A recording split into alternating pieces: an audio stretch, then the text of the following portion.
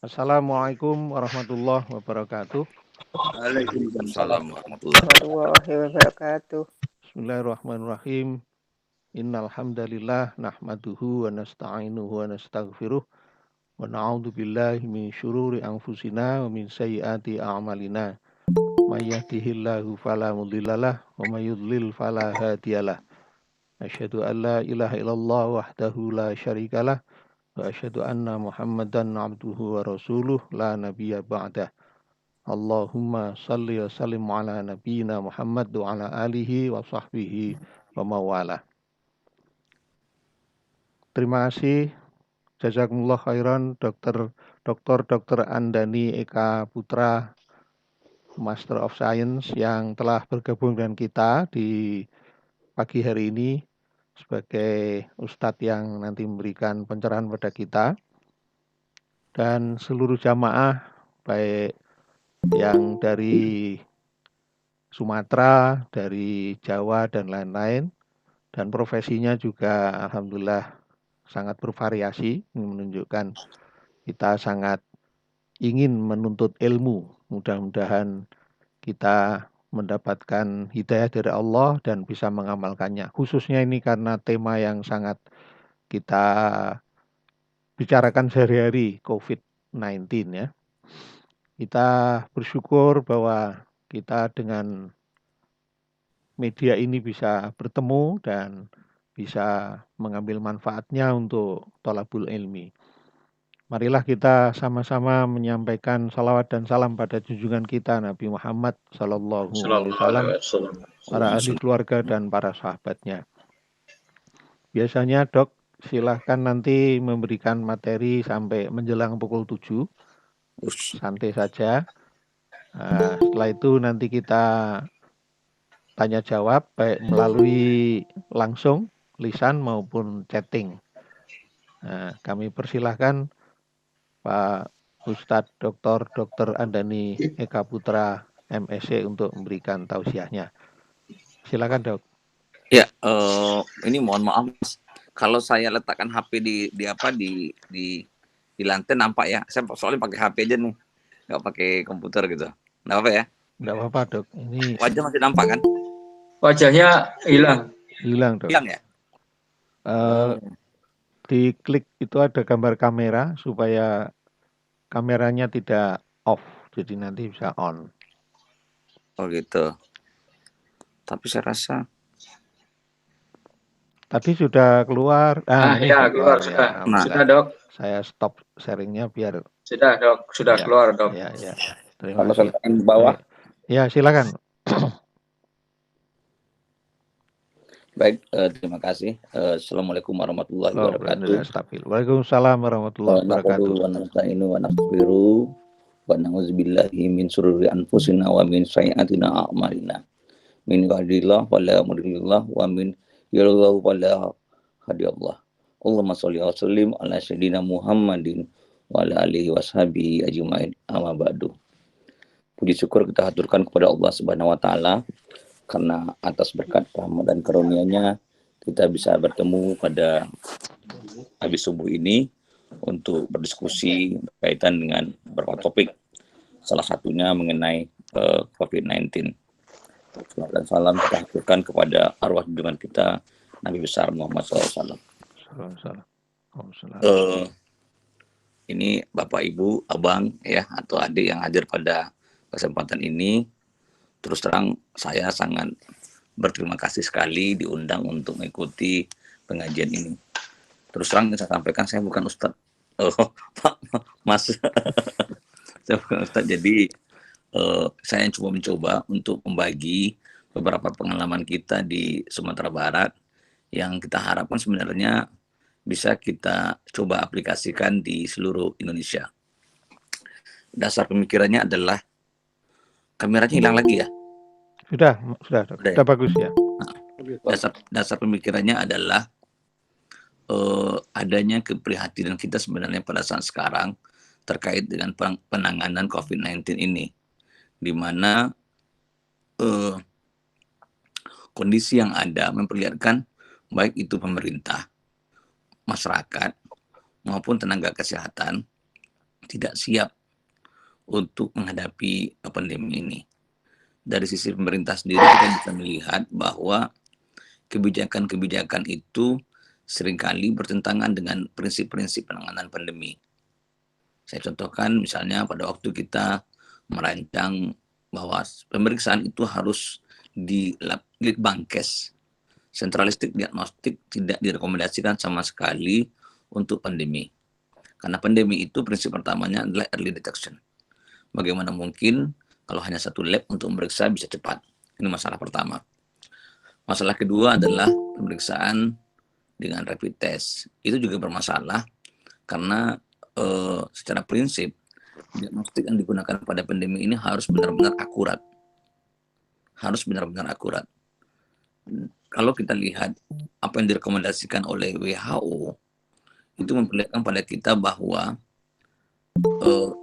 real time PCR, kuantitatif real time PCR, itu masih merupakan diagnostik yang utama. Jadi WHO belum merekomendasikan sama sekali penggunaan rapid test. Nah, dalam hal ini kita bisa juga melihat saking akuratnya, saking inginnya WHO menetapkan diagnostik yang akurat, WHO menetapkan 2 atau 3 detektor untuk mendeteksi COVID-19 ini. Kalau biasanya kita bekerja di virus, di bakteri dan sebagainya, kita hanya menggunakan satu detektor saja, satu gen target saja untuk diagnosa asam nukleat ini. Tetapi pada COVID-19 kita bisa lihat WHO itu menggunakan 2-3 detektor berdasarkan gen yang ada di COVID-19. Nah, kenapa diagnostik rapid test itu tidak direkomendasikan oleh WHO? Terutama deteksi antibodi. Pertama adalah deteksi antibodi itu sangat sulit, sangat rendah sensitivitasnya pada minggu pertama. Yang kedua, deteksi antibodi itu juga tidak terlalu bagus pada minggu kedua. Kemudian kemungkinan terjadinya cross reaksi itu sangat besar sekali karena pada manusia juga ada human coronavirus. Kemudian berikutnya lagi adalah tidak ada data independen tentang uji validasi dari masing-masing rapid test yang berkembang. Saat ini sudah mencapai 70 jenis rapid test. Nah, ini akan menjadi suatu perhatian kita bersama ke depannya bahwa dalam menghadapi pandemi ini adalah bagaimana kita mendorong banyak lab memiliki kemampuan untuk melakukan diagnostik. Prinsip pertama dalam penanganan COVID-19 ini adalah bagaimana kita memutus rantai penularan. Tidak ada jurus lain. Putuskan rantai penularan. Bagaimana cara kita memutus rantai penularan? Ada 2 cara. Yang pertama adalah dengan membangun kesadaran masyarakat untuk mengikuti protokol COVID. Protokol COVID terdiri dari 4M, kalau saya silakan 4M, yaitu kita menggunakan masker, kita mencuci tangan selalu, saya lebih merekomendasikan cuci tangan dibanding hand sanitizer, kemudian kita menjaga jarak, dan terakhir kita mandi setelah kita datang atau pulang dari rumah sakit, dari pasar, atau dari tempat-tempat keramaian yang berisiko untuk terjadinya kontak dengan orang-orang yang terinfeksi. Itu alternatif pertama. Tapi alternatif pertama ini sangat sulit dilaksanakan. Mohon izin sebentar, Pak. Ya. Pak Agung Prabowo, mohon stop presenting. Ini layarnya ada presenting. Itu ada klik stop presenting sehingga nanti layar tidak terisi oleh HP Bapak. Oh, baik, Oke. sudah. Alhamdulillah. Selanjut, Terima Pak, ya. kasih. Ya, lanjut, Dok. Silakan, Dok. Halo. Ya, silakan, Dok. Ya, Silakan. oke. Lanjut. Jadi dalam hal ini kita bisa melihat bahwa sangat sulit untuk merubah perilaku masyarakat terkait untuk melaksanakan protokol COVID. Dan saya rasa itu bukan hanya di Semarang ya, saya pikir di Sumatera Barat, di mana-mana pun daerah begitu polanya. Saya pernah datang ke suatu daerah wisata, kebetulan ziarah ke tempat orang tua saya, ke makam orang tua saya. Begitu saya sampai di sana, kebetulan makam orang tua saya di dalam komplek area wisata, tanah kaum kalau istilah kita di Sumatera Barat. Sampai saya sampai di sana, masyarakatnya bilang, bapak ini patuh sekali pakai masker. Saya lihat sekeliling saya ternyata nggak satu pun yang pakai masker. Nah, ini contoh bagaimana kita mencoba sulitnya untuk merubah perilaku masyarakat untuk melaksanakan protokol COVID ini. Nah, alternatif kedua, langkah kedua adalah dengan cara memperbanyak pemeriksaan. Untuk memperbanyak pemeriksaan itu ada dua yang harus dilakukan. Langkah pertama adalah tracing untuk suplai sampel. Yang pertama. Yang kedua adalah testing untuk melakukan pemeriksaan dari sampel yang masuk. Nah, dua hal ini, tracing dan testing, itu akan menjadi dasar kita untuk melakukan isolasi dan treatment. Jadi kalau pasien-pasiennya tidak ada gejalanya ringan, kita isolasi. Baik isolasinya di rumah saja untuk orang-orang dengan kemampuan, ataupun isolasinya dilakukan di rumah sakit atau di karantina. Bagi orang-orang yang secara ekonomi susah untuk di rumah. Dan dirawat di rumah sakit bagi orang-orang yang ada gejala, ya, sedang, berat, atau sangat berat. Nah, ini adalah langkah-langkah yang harus kita lakukan. Dalam konsep ini kita bisa melihat bahwa upaya-upaya kita untuk melakukan protokol tidak bisa. Maka testing dan tracing itu menjadi kartu utama. Nah, permasalahannya muncul di sini. Sampai hari ini, sesuai dengan permintaan Pak Jokowi 1 bulan yang lalu, 30.000 testing untuk semua daerah. Tapi ternyata kita masih berkisar antara 20.000 sampai 25.000 testing. Nah, ini sangat sedikit sekali per hari. Di Amerika Serikat per hari itu bisa 150.000 testing. Nah, kita masih bergeser antara 20.000 testing. Angka testing kita cukup mengerikan. Kenapa saya katakan demikian? Karena masih banyak daerah-daerah yang bahkan tidak ada testing sama sekali. Tidak ada fasilitas untuk melakukan pemeriksaan. Dan mereka masih menggunakan rapid test sebagai dasar. Nah, pertanyaannya adalah, kenapa masalah pemutusan rantai penularan ini menjadi sangat krusial pada pandemi? Ini tidak terlepas dari tahap-tahap perkembangan pandemi. Saya membagi perkembangan pandemi itu atas 5 tahap. Yang pertama adalah fase pre-patogenesis, yang kedua adalah fase patogenesis, yang ketiga adalah fase erupsi, yang keempat adalah fase konvalensi, yang kelima adalah fase recovery. Fase pre-patogenesis itu belum ada orang yang sakit, tapi informasi pandemi sudah ada. Nah, pada fase ini harusnya promosi kesehatan, edukasi, dan sebagainya dilakukan secara masif. Yang kedua adalah fase patogenesis. Pada fase ini adalah di mana infeksi sudah terjadi, tapi jumlah yang terinfeksi, atau kita katakan incident rate, positivity rate-nya, masih di bawah 10%, atau masih di bawah 15% maksimal. Pada fase ini virus sudah mulai menyebar di masyarakat. Nah, upaya kita adalah di sini sebenarnya bagaimana kita memutus rantai penularan tersebut. Nah, pada fase patogenesis ini adalah tahap di mana kita harus bekerja keras untuk memutus rantai penularan. Yang berikutnya lagi adalah fase erupsi. Bagaimana kalau kita gagal memutus rantai penularan? Maka akan masuk kita ke fase erupsi atau fase eksponensial, di mana angka kematiannya akan meningkat secara eksponensial. Nah, ini jelas mengerikan. Kenapa saya katakan demikian? Karena pada fase ini di Amerika Serikat saja dengan fasilitas yang sangat lengkap, angka kematiannya 2.500 sampai 3.000 per hari. Sementara di Eropa, angka kematiannya berkisar antara 1.000 sampai 2.000 kematian per hari. Nah, ini adalah fase yang harus kita cegah. Kalau kita jatuh ke fase ini, akan terjadi multi transmission atau multi infection. Artinya gini, satu orang itu akan diinfeksi oleh beberapa orang. Satu orang itu akan diinfeksi oleh beberapa orang, yang konsekuensinya jumlah virus yang masuk pada orang tersebut akan lebih banyak. Jadi viral load-nya lebih tinggi. Akibatnya apa? Akibatnya severity-nya lebih tinggi. Gejalanya lebih berat. Kalau gejalanya berat, maka angka kematian akan lebih tinggi. Kalau pada fase patogenesis, kematian lebih banyak terjadi pada orang-orang dengan komorbid, tapi pada fase erupsi ini, semua orang punya potensi untuk meninggal. Karena jumlah virusnya banyak, sehingga responnya lebih kuat. Nah, ini sangat kasihan di kita kalau terjadi di satu daerah. Kenapa demikian? Karena rumah sakit itu akan menghadapi beban yang sangat berat.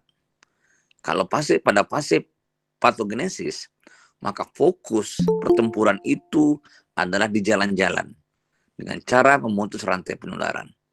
Tapi pada fase eksponensial, fokus itu ada di rumah sakit untuk menurunkan angka kematian. Nah, beban bagi nakes itu sangat berat sekali. Makanya kita lihat sekarang beberapa daerah yang sudah mulai memasuki fase eksponensial, banyak sekali nakesnya mulai bertumbangan. Nah, ini satu hal yang harus kita pelajari. Setelah fase erupsi ini terjadi, maka akan masuk ke fase berikut, fase rekonvalensi, di mana kasus mulai menurun. Jumlah orang terinfeksi dalam populasi itu sudah banyak. Mungkin lebih dari 80%, sehingga apa yang dikatakan orang sebagai herd immunity itu mulai terjadi. Dan terakhir adalah fase recovery, di mana semuanya sudah mulai membaik dan kembali ke arah normal kembali. Nah, itu adalah model ya, permodelan dari perkembangan pandemi COVID-19. Nah, sekarang kita cerita mengenai testing. Di sini bisa terlihat bahwa tracing dan testing menjadi kunci utama keberhasilan orang menghadapi pandemi COVID-19. Bisa kita lihat, semua negara di dunia berpacu-pacu untuk melakukan banyak pemeriksaan. Coba kita lihat kapasitas laboratorium di Indonesia. Laboratorium yang di Indonesia yang memiliki kapasitas pemeriksaan lebih dari 1.000 sampel per hari itu hanya 4 lab, yaitu lab Litbangkes, lab Kesdanya DKI, lab Kesdanya Jawa Barat, dan labnya FK Unan di Padang, Sumatera Barat. Dan lab FK Unan adalah lab yang pertama melewati angka psikologis 1.000. Kemudian untuk lab dengan kapasitas lebih dari 2.000 pemeriksaan per hari, itu hanya ada 2 lab. Labnya lab Kesdanya DKI dan lab FK Unan. Nah, sementara kalau saya ceritakan sedikit bahwa kami di lab FK Unan itu punya kapasitas sampai 3.000 sampel per hari. Pertanyaannya adalah, kenapa bisa begitu? Kenapa lab FK Unan itu bisa begitu? Karena lab ini dibangun dengan prinsip, dengan konsep mencoba membantu masyarakat Sumatera Barat, mencoba membantu umat untuk menghadapi pandemi ini. Kekuasaan, jadi kita dengan armada, dengan kekuatan sekitar 60 orang tenaga, 10 orang diantaranya adalah dokter dari dalam dan luar negeri. Kemudian kita membangun motivasi pada mereka bahwa ini adalah bagian dari proses jihad, maka mereka bisa bekerja selama 24 jam per hari. Nah, ini selalu kita tanamkan ke mereka, semua anggota tim, bahwa pekerjaan ini bukanlah hanya untuk sekedar gaya-gayaan bahwa kita sudah memeriksa. Tetapi yang paling penting adalah bagaimana kita bisa memeriksa sebanyak-banyaknya. Saya sampaikan, kalau sekitar 100-200 nggak usahlah kita periksa. Nggak usahlah kita bikin lab. Mari kita bangun lab ini dengan pemeriksaan sebanyak-banyaknya, sehingga kita bisa menurunkan angka ya kejadian infeksi ini di Sumatera Barat. Itu yang harus kita pahami bersama. Nah, bagaimana proses kami di sana? Dalam prosesnya, saya sampaikan ke Pak Gubernur bahwa pemeriksaan masif itu melalui tracing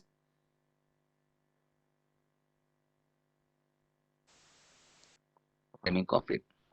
COVID tidak bisa kita hilangkan sekarang, tapi bisa kita kendalikan sesuai dengan indikator-indikator yang ada. Pak Gubernur setuju untuk melakukan itu, maka lab mulai bekerja. Nah, saya ingin sampaikan pada Bapak Ibu sekalian yang saya hormati, bahwa awalnya kita kesulitan, kita hanya bisa kerjakan 100 sampel per hari. Target kita pun tidak tinggi-tinggi, hanya sekitar 200 dengan maksimal 300. 1 bulan pertama kita melewati angka 200. Belum sampai 1 bulan sudah masuk 300. Kemudian setelah jalan 1,5 bulan, kita selesaikan sekitar 700-800 sampel. Menjelang Lebaran, kita tembus angka 1.500. Setelah Lebaran, kita melewati angka 2.000, dan sekarang masih tertahan di angka 2.000. Kenapa kita tidak banyak jumlahnya, masih 2.000? Karena sampel kita kurang. Jadi lab di Padang itu, di Pusat Diagnostik dan Riset Penyakit Infeksi FK Unan, saya rasa satu-satunya lab dengan jumlah sampel yang kurang. Kita sudah terima sampel dari Bengkulu, terima sampel dari Kalimantan Selatan, dan terima sampel dari Surabaya juga akan masuk ke Padang. Nah, pertanyaannya adalah, apa urgensinya kita lakukan pemeriksaan masif? Jelas, seperti saya katakan di awal tadi, pemeriksaan masif itu untuk memutus rantai penularan. Kami dari angka positivity rate sekitar 6%, kita lakukan pemeriksaan pasif. Sumatera Barat itu nomor 6 terbanyak ya angka positivity-nya atau kasus COVID-nya se-Indonesia pada awal April. Kenapa demikian? Karena persen kita banyak. Tapi beda dengan provinsi lain, Sumatera Barat waktu itu banyak mendapatkan kasus dari proses tracing. Sehingga yang positif itu adalah orang-orang tanpa gejala atau orang-orang dengan gejala yang ringan. Nah, itu yang kita temukan, yang terjadi. Jadi orang-orang tanpa gejala atau orang-orang dengan gejala yang ringan. Pada waktu itu para ahli epidemiologi berkomentar, kenapa ini banyak sekali? Kenapa Dokter Andani itu gembira melihat banyak kasus positif? Saya katakan bahwa prinsip penanganan pandemi ini adalah pemutus rantai penularan. Siapa sumber penularannya? Sumber penularan itu adalah orang-orang tanpa gejala atau orang-orang dengan gejala ringan yang ada di populasi di masyarakat. Tangkap mereka. Caranya testing mereka melalui close contact tracing. Jadi dari satu kasus positif, saya sampaikan ke kepala dinas, lakukan pemeriksaan masif. Lakukan kumpulan sampel sebanyak-banyaknya, lab siap memeriksa. Saya sampaikan semua anggota tim di lab, jangan mengeluh kalau sampel banyak. Tapi bergembiralah sampel banyak, karena ini adalah suatu proses kita untuk membantu masyarakat kita mengeliminasi pandemi. Bapak Ibu yang saya hormati, dapat juga saya sampaikan di sini bahwa anggota kita di lab itu sebagian besar adalah mahasiswa S1, S2, dan S3. Tidak ada ASN. Sehingga sistem kerja mereka bisa didorong lebih kuat. Tidak ada istilah pulang jam 4 sore, jam 5 sore, tidak ada.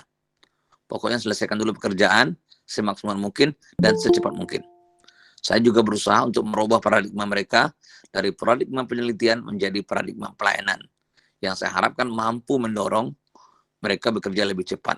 Dan mereka mengingat bahwa pasien atau masyarakat menunggu hasil mereka secepat-cepatnya. Nah, ini yang coba kita kembangkan. Nah, pada kondisi tadi, saya sampaikan ke Pak Gubernur, tidak usah risau, tidak usah cemas dengan kasus positif yang banyak. Karena kalau kita berhasil mengendalikan, kita akan panen hasilnya di belakang hari.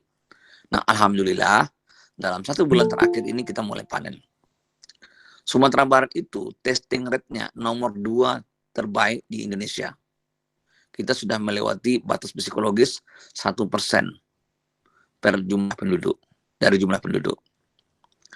Nomor 1 adalah DKI Jakarta, tapi saya tidak terlalu jelas karena DKI juga Litbangkes masuk bagian mereka juga, dimasukkan juga sebagai sampel DKI. Karena sementara Litbangkes itu menerima sampel dari seluruh Indonesia. Di samping itu, sampel-sampel yang berasal dari Jabodetabek, Bogor, Bekasi, Tangerang, Banten juga masuk atas nama DKI Jakarta. Nah, itu pertama, testing rate kita nomor 2 terbaik. Angka positivity rate kita, testing rate itu standar WHO-nya adalah 1/1000 per minggu, dan kita lebih dari itu. Ya, kemudian positivity rate. Angka positivity rate di Sumatera Barat itu awalnya sekitar 6%, turun terus hingga mencapai angka 1,5% pada hari ini. Dan bahkan saya sampaikan, dalam 1 bulan terakhir, testing rate kita semua di bawah 1%. Nah, ini hal yang menggembirakan. Standar WHO tes positivity rate itu 5%. Padahal pada saat ini hampir semua daerah positivity rate-nya meningkat. Nah, ini hal yang merisaukan sebenarnya. Kemudian yang berikutnya lagi adalah tracing rate, tracing ratio. Tracing ratio di Sumatera Barat itu 1:53. Satu orang positif akan diperiksa, akan dikejar lakukan tracing terhadap 53 orang. Kemudian berikutnya lagi adalah case fatality rate dan recovery rate, angka penyembuhan dan angka kematian. Nah, itu sebenarnya akan membaik seiring dengan banyaknya OTG positif yang terjaring. Sumatera Barat itu memiliki angka positivity rate, recovery rate, angka penyembuhan itu sekitar 4%. Tapi tahukah Bapak Ibu bahwa angka itu sebenarnya sekitar 13,5% pada awal-awal proses tahapan. Tapi banyaknya kasus-kasus OTG yang positif, yang insya Allah tidak akan ada yang meninggal, itu akan menyebabkan angka kematian menurun. Nah, sekarang kita tanya, berapa angka kematian pada pasien-pasien PDP yang dirawat? Data yang ada dari Dinas Kesehatan memperlihatkan angkanya mencapai 50%. Nah, kan cukup ironi ya kalau saya katakan demikian. Nah, ini adalah suatu proses yang kita lakukan di Sumatera Barat. Bahwa indikator-indikator epidemiologi memperlihatkan Sumatera Barat itu berada pada posisi yang relatif aman. Kenapa? Karena kita berhasil memutus rantai penularan. Sekarang kita lihat bagaimana perkembangan pemeriksaan lab-lab di luar Sumatera Barat. Setiap hari ada update data dari Litbangkes, ya, dan namanya jejaring pemeriksaan COVID-19. Nah, saya selalu mempelototi data-data itu. Banyak daerah yang angka pemeriksaannya sangat sedikit sekali. Ada daerah memang karena kapasitas labnya yang kecil, ada karena bupatinya memang tidak mau periksa. Ini jadi masalah. Dia takut semakin banyak kasus positif, makin buruk, makin jelek daerahnya. Kebijakan pemerintah yang mengatakan bahwa daerah hijau itu adalah daerah yang tidak ada kasus positif juga salah. Seharusnya kebijakan itu bukan seperti itu. Daerah yang melakukan testing sesuai dengan standar dan positivity rate yang rendah di bawah 5% itu adalah daerah yang baik. Itu adalah daerah hijau. Jadi bukan didasarkan kepada jumlah kasus positif. Kalau itu dijadikan dasar, maka akan banyak daerah tidak usah periksa. Kemarin saya ketemu dengan Bu Risma di Surabaya. Saya cukup memahami apa perasaan beliau. Saya ilustrasikan begini. Beliau adalah seorang ibu ya yang punya duit banyak. Ada banyak masyarakat yang COVID, tapi dia tidak punya lab. Dia tidak punya tempat, dia tidak tahu di mana harus beli reagen. Sehingga dia pusing. Ada banyak lab di Surabaya, tapi kapasitasnya kecil. Tidak satu pun lab di Surabaya yang bisa melewati angka psikologis 1000. Bahkan 750 per hari, nggak ada. Nah, beliau bingung. Apa yang harus dilakukan? Namanya ibu-ibu, di situ kadang-kadang faktor psikologis itu kan banyak sekali. Tapi saya bisa memahami kerisauan beliau. Setelah kita diskusi panjang dengan beliau, saya rasakan kerisauannya. Ini ibarat kita kaya raya, punya anak yang sakit keras, tidak ada rumah sakit, tidak tahu di mana beli obatnya. Nah, ini kira-kira yang dirasakan di Surabaya. Beliau tidak punya lab yang bisa dikontrol, yang bisa di-force, didorong. Itu satu dilema ya. Ada berapa lab, ya kan? Tapi kapasitasnya tidak mau naik-naik. Satu lab menjatahkan Surabaya itu hanya 20-30 sampel per hari. Padahal Surabaya itu punya penduduk hampir 3 juta orang, lebih 3 juta orang. Nah, ini satu hal yang dikatakan merisaukan. Akhirnya saya lakukan pendekatan sama wali kota atas permintaan dari BNPB, kita berikan beberapa solusi. Surabaya itu tracingnya bagus sekali. Kepala Dinas Kesehatannya menyatakan selalu melakukan tracing. Tapi masalahnya adalah lab tidak kuat. Setelah mereka tracing, saya tanya mau diapakan lagi? Ya kita rapid aja lagi. Nah, itu kan sangat mengerikan. Kenapa? Karena bisa saja yang negatif itu positif. Karena sensitivitas rapid itu kecil. Apalagi minggu pertama. Akhirnya rencana kami di Surabaya adalah kita coba rancang bangun lab dengan fasilitas cukup bagus ya, karena tempatnya sudah ada, tinggal menambah peralatan. Lagi kami rancang pada hari ini untuk pemeriksaan 4.000 sampel per hari. Ditargetkan itu akan tercapai pada akhir bulan Agustus. Itu yang pertama. Yang kedua, untuk sementara Surabaya kirim sampel sekitar 2.000 sampel ke Sumatera Barat, ke Padang. Insya Allah kita siap. Bagi saya, ini adalah tanggung jawab moral, ini adalah amanah, ini adalah bagian dari proses kita terhadap umat. Kita penting kerja nyata sekarang. Ini kesempatan kita berjuang untuk umat kita. Pada kondisi pandemi ini, kita tenaga-tenaga kesehatan, inilah kesempatannya. Bagaimana dengan di rumah sakit? Mungkin kita sama-sama tahu, bagi kita yang sama-sama dokter, banyak hal-hal yang kadang-kadang tidak sesuai dengan pikiran kita, apa yang terjadi di rumah sakit. Saya tidak akan jelaskan di sini, karena saya takut ini nanti dipublish di mana, ya kan tidak enak juga kita cerita macam-macam. Jadi saya mau sampaikan, tapi sama-sama tahu aja lah kondisi yang ada. Karena saya juga duduk di rumah sakit, saya sebagai salah satu direksi di rumah sakit, dan saya cukup hafal apa yang terjadi. Nah, kita juga memahami kondisi-kondisi itu. Maka solusi yang harusnya kita lakukan adalah bagaimana kita mengembangkan tracing semaksimal mungkin dan testing. Jadi tracing dan testing itu harus satu paket. Kerjasama antara dinas kesehatan dan laboratorium itu harus sama. Nah, kelebihan kami di Sumatera Barat apa? Laboratorium itu independen, bukan di bawah dinas kesehatan, bukan di bawah Pemprov, bukan di bawah siapa-siapa. Memang dia berada di bawah rektor, ya, karena letaknya di Fakultas Kedokteran, tapi dia punya independensi. Kenapa demikian? Karena lab itu saya bangun dari awal. Saya bangun dengan dana saya sendiri secara pribadi, saya rancang sendiri. Kemudian begitu ada COVID, kita masuk ke COVID. Kita punya pengalaman sebelumnya dengan pemeriksaan human papillomavirus, rotavirus, HIV, hepatitis, dan sebagainya. Kita pengalaman dengan virus. Sehingga tidak terlalu sulit bagi saya untuk mengarahkan semua staf itu untuk bekerja di situ. Walaupun ada rasa ketakutan di awalnya, tapi dengan kita memberikan keyakinan, bahkan saya memberikan contoh langsung untuk terjun langsung ke lab untuk melakukan pemeriksaan. Mereka mulai memahami itu. Nah, itu yang kita kembangkan di Sumatera Barat. Alhamdulillah, posisi Sumatera Barat menurut saya pada saat ini berada pada posisi yang terkontrol. Angka positif kita sangat kecil. Kita periksa 2.000 orang, positif paling 5 orang. Kita periksa 1.500 orang, positifnya 3 orang. Hampir tidak ada angka positif kita di atas 10 orang per hari, hampir tidak ada. Sebagian besar positif di Sumatera Barat berasal dari orang-orang yang datang dari luar. Nah, ini jadi problem bagi kami sekarang. Walaupun kami sudah menggratiskan pemeriksaan PCR di bandara, tetap kasus itu lolos. Kenapa? Karena mereka tidak patuh. Saya sudah rapid test, apalagi diperiksa. Kami sudah temukan sekitar 8 kasus rapid test negatif yang positif di bandara. Bayangkan. Tapi masih ada juga yang lolos. Karena mereka tidak patuh. Tadi malam saya telepon Pak Gubernur, saya sampaikan ke Pak Gubernur, Pak Gubernur kalau gini cara nggak bisa lagi Pak. Kita harus dorong mereka untuk PCR.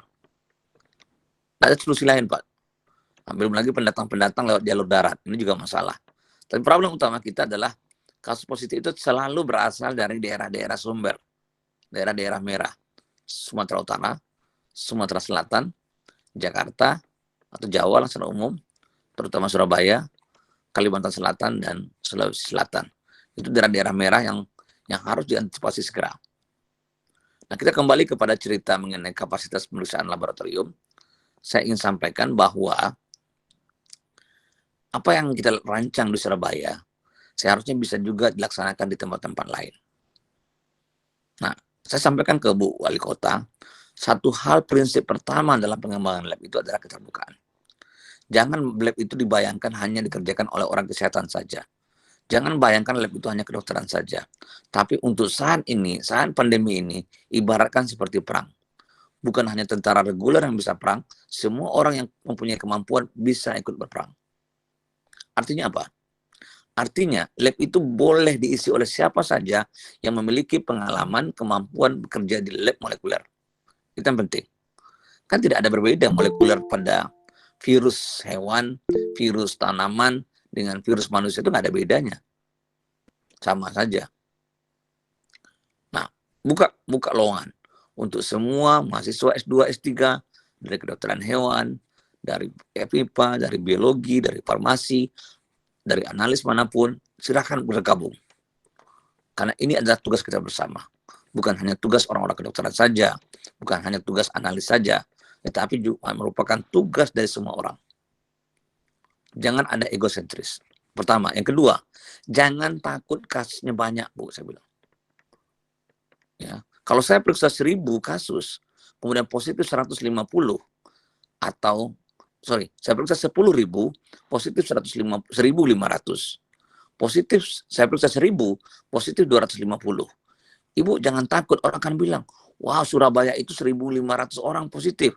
Tidak usah takut. Kenapa? 1.500 itu dari 10.000, positivity rate-nya hanya 15%. Sementara 1.000 sampel, itu 250, positivity rate-nya 25%.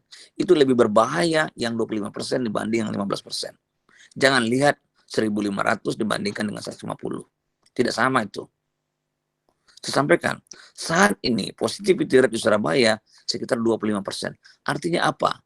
Artinya ada sekitar 25% dikali 3 juta penduduk yang terinfeksi pada periode ini di Surabaya. Perkiraan kasarnya ada sekitar 700 sampai 750 ribu orang yang positif di Surabaya, saya bilang. Itu masalah. Apakah kita tidak perlu mencari mereka? 10% saja mereka bisa kita tangkap, itu sudah sangat luar biasa hasilnya. Kalau tidak kita periksa, ini akan menyebar kemana-mana, ini akan menjadi tidak terkontrol. Dan ini akan mempercepat kita memasuki fase erupsi. Kasihan teman-teman kita di rumah sakit. Kalau masyarakat masih bisa, tidak datang ke rumah sakit. Tapi kita tenaga kesehatan harus masuk ke rumah sakit. Walaupun rumah sakit itu adalah zona hitam. Harus masuk. Saya bisa bayangkan seorang sejawat kita tahu persis bahwa rumah sakit itu sarang infeksi sekarang, banyak orang terinfeksi, tapi mereka tetap masuk ke rumah sakit. Mungkin itu merupakan langkah terakhir mereka ke rumah sakit. Setelah itu mereka langsung dirawat di sana. Ini harus kita perhatikan. Ini harus kita pahami bersama.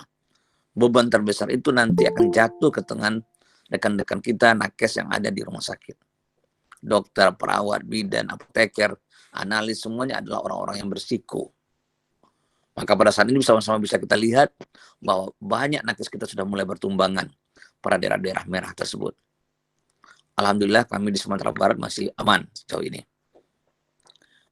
Ini adalah suatu fenomena di mana kita harus memahami pandemi ini secara utuh. Jangan bayangkan pandemi ini hanya mengobati orang di rumah sakit. Itu salah. Pandemi ini harus dimulai dari early detection. Untuk memutus rantai penularan. Bahasa saya cuma itu. Pertempuran sesungguhnya pada pandemi ini pada tahap awal adalah di jalan-jalan, di rumah-rumah, di pasar-pasar, di kantor-kantor, dengan cara mencari orang-orang yang berpotensi sebagai penular. Kalau ini gagal, maka benteng terakhir kita adalah rumah sakit, yang tentu korbannya akan lebih banyak jatuh di situ. Nah, pemahaman ini harus duduk. Semua lab harus berpikir melakukan pemeriksaan sebanyak-banyaknya. Jangan hanya berpikir 300, 400, jangan berpikir seperti itu. Lakukan berbagai inovasi. Lakukan berbagai upaya sehingga kita bisa melakukan itu. Banyak lab bersifat pasif. Lab tidak punya koneksi dengan dinas kesehatan kabupaten kota. Lab tidak punya koneksi dengan DPJP, dengan direktur rumah sakit. Ini terjadi. Nah, ini harus kita rubah. Lab harus mulai menjadi sentral. Kalau di Sumatera Barat, alhamdulillah, lab menjadi sentral. Saya bisa komunikasi dengan semua direktur rumah sakit, dengan semua DPJP. Jam 6 subuh, atau sebelum jam 6 subuh, semua rekapitulasi hasil pemeriksaan sudah sampai ke tangan gubernur, sampai ke tangan kepala dinas kesehatan provinsi. Jam 10 pagi, semua hasil pemeriksaan sudah sampai ke tangan para direktur rumah sakit yang mengirim sampel, ke para dinas kesehatan yang mengirim sampel. Setiap kasus positif, saya akan hubungi, saya akan telepon semua kepala dinas. Tolong lakukan tracing. Lakukan sebanyak Bapak bisa. Saya tidak perlu ngajari mereka, lini pertama dulu, lini kedua dulu, bikin mereka pusing. Periksa saja semuanya. Kita terima. Kapasitas kita cukup besar. Nah, ini adalah suatu proses pembelajaran. Sebenarnya ilmu-ilmu ini bukan hal ilmu yang baru. Ilmu-ilmu ini merupakan ilmu yang sudah ada dari dulu. Saya rasa pakar-pakar epidemiologi tahu teknik-teknik menghadapi pandemi seperti ini. Tapi saya tidak tahu kenapa kita tidak memahami itu. Kenapa kita tidak melaksanakan itu. Saya tidak tahu kenapa. Atau memang kita hanya berteori saja, kita tidak bisa melakukan itu dengan baik. Saat ini kalau kita tidak kontrol, semuanya beli. Mesin PCR beli. Kemarin saya bilang sama Pak Doni Monardo, Pak, yang dibutuhkan itu sebenarnya bukan mesin PCR, Pak. Tapi mesin isolasi RNA. Kemampuan orang untuk isolasi RNA yang penting. Ini mesin PCR berlebih-lebih dibeli, saya bilang. Kadang-kadang kualitasnya juga nggak jelas. Ini masalah utama kita. Saya tidak berani menggunakan mesin PCR yang kualitasnya belum tahu. Terutama dari merek-merek yang bukan dari Eropa atau Amerika. Kalau Jepang masih mending lah, Korea masih mendingan lah. Tapi di luar itu saya juga bingung, saya bilang. Dan kita harus menggunakan mesin PCR dengan kapasitas besar. Misalnya 96 sampel sekali running. Atau 300 sampel lebih sekali running. Dan jangan beli mesin dengan sistem closed system. Karena itu akan mahal dan reagen sering terputus. Misalnya merek Abbott, merek Ross, itulah barang-barang closed system semua. Nah, pemahaman itu harus duduk semua orang. Dan lab harus berpikir efisiensi. Saya di Sumatera Barat, kita dikasih hotel oleh gubernur, dikasih makan oleh gubernur. Tapi saya tidak mau gunakan. Saya cari donatur untuk mensuplai makanan kita. Saya bikin barter dengan hotel untuk melakukan pemeriksaan PCR pada karyawan hotel. Nanti barternya adalah kamar penginapan untuk staf saya di laboratorium. Itu yang kita lakukan selama ini di Sumatera Barat. Intinya adalah kita bekerja optimal, kita berusaha efisien, kan dana itu bisa digunakan oleh gubernur untuk masyarakat lain. Kita cari bahan-bahan, regen-regen yang harganya murah-murah. Tidak mahal-mahal. Kita pertimbangkan itu semua. Karena ini adalah untuk kemaslahatan. Jangan kita bekerja, tapi masyarakat kita juga menderita.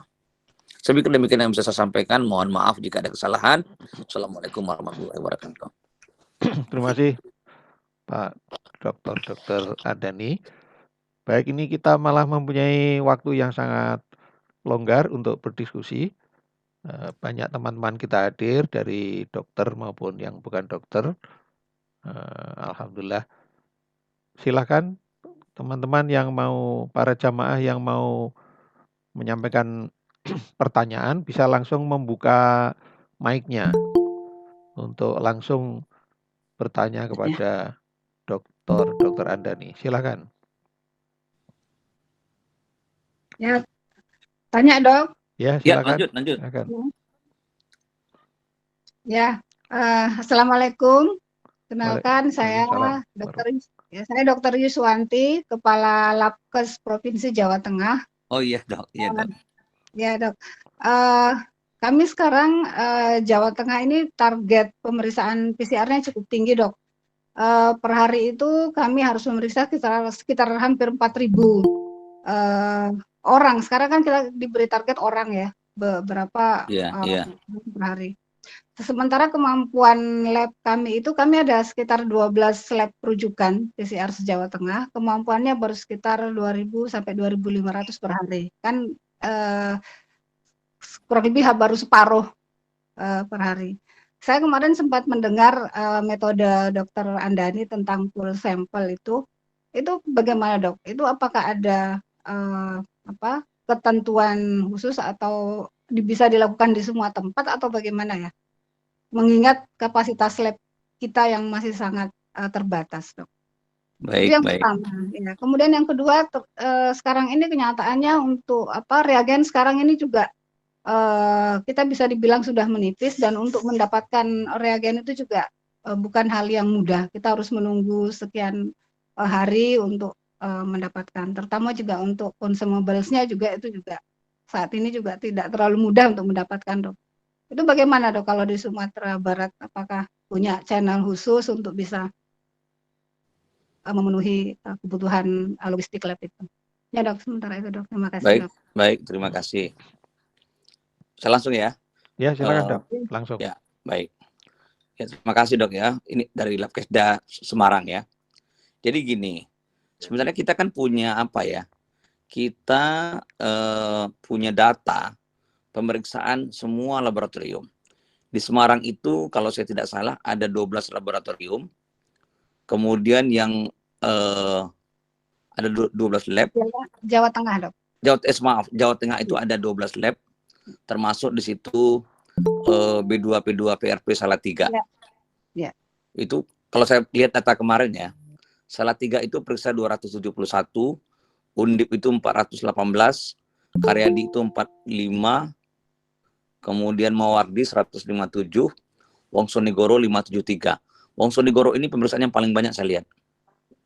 Kemudian BBTL, kemudian yang lain saya belum lihat. Balai Labkes Provinsi Jawa Tengah kemarin belum masukkan hasil ya, data ya.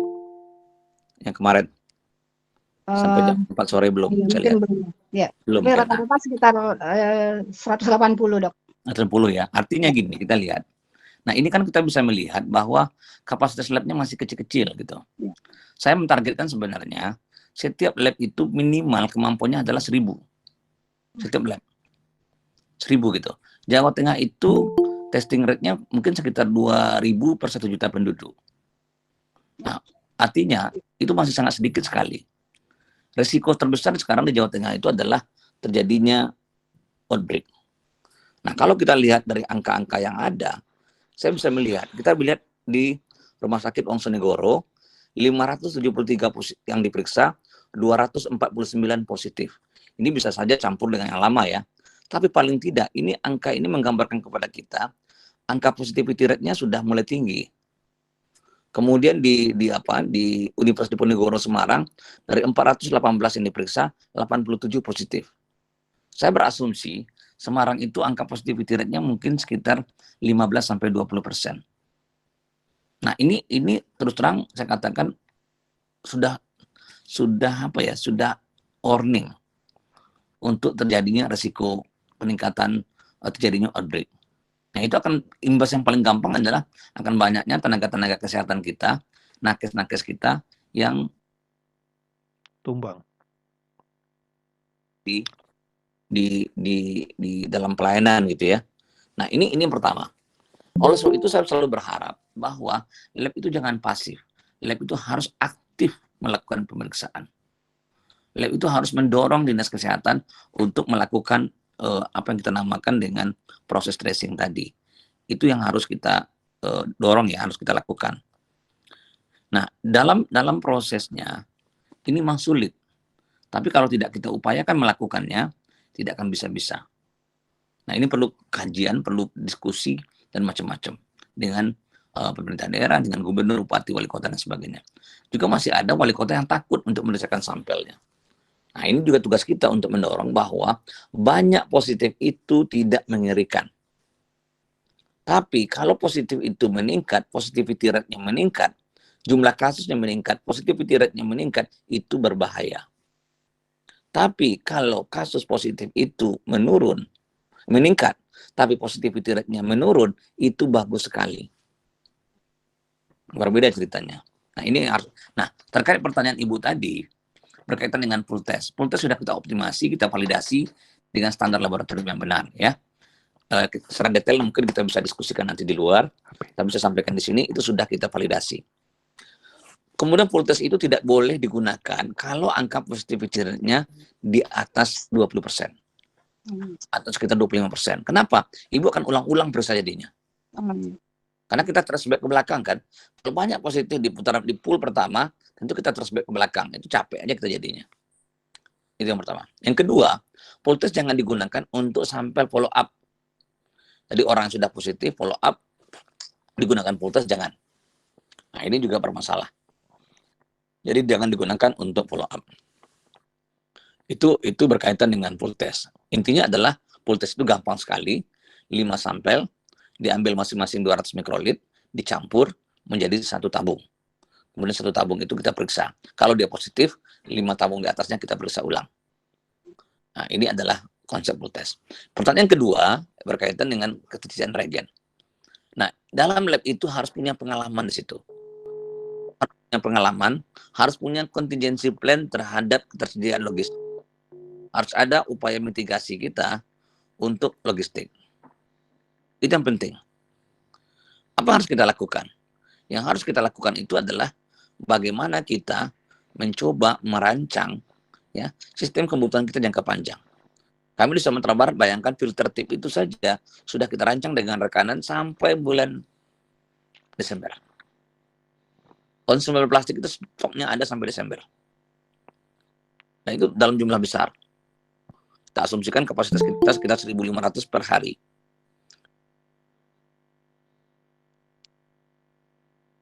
Itu juga sudah kita rancang.